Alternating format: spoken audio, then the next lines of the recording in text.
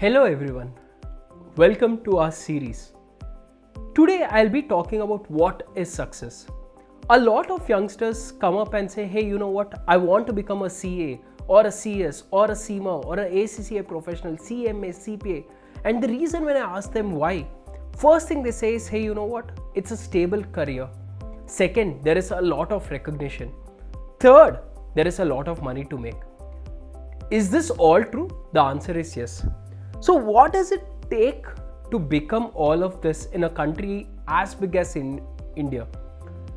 Our population is around 1.3 billion, and if you see the number of finance professionals in the country all put together from independence is roughly around a 10 odd lakh. I'm talking of finance professional. Now whenever I try telling a student, hey, you know what, try taking up any of this professional course, they start talking about statistics. A statistic says, you know what, for every 100 students who enroll for CA, only one guy clear. Now, is the statistics true? Or is it really a difficult course?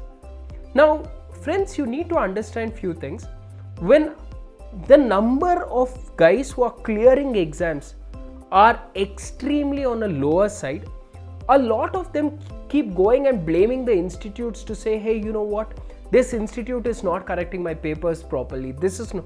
But I think you should reflect back on yourself to say, did you actually prepare for the professional exams professionally? Guys, again I'm repeating, did you prepare for your professional exams professionally? Now you might wonder, what am I saying right now? When you know that out of 100 people, only 1% is gonna clear, and we are gonna be deeming you to be a professional, we don't want you to have an immature knowledge about any of the subject. When we say a professional knowledge, that means you own those subjects. I've seen students who come in during the last 1 month, open the book, flip the books and say, oh what, I cleared my exams.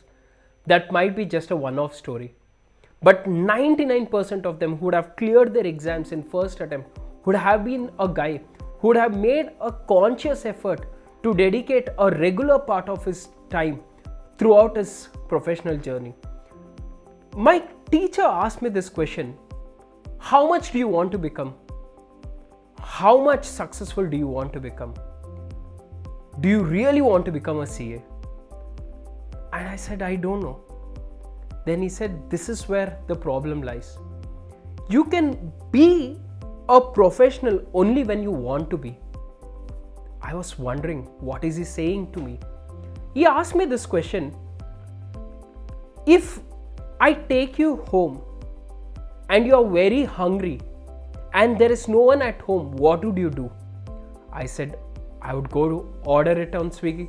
He said, Swiggy is not working on that day. What will I do? I'm gonna go ask my neighbors. What if neighbors are not there? I'm gonna switch on my YouTube and I'm gonna start preparing for my lunch or dinner.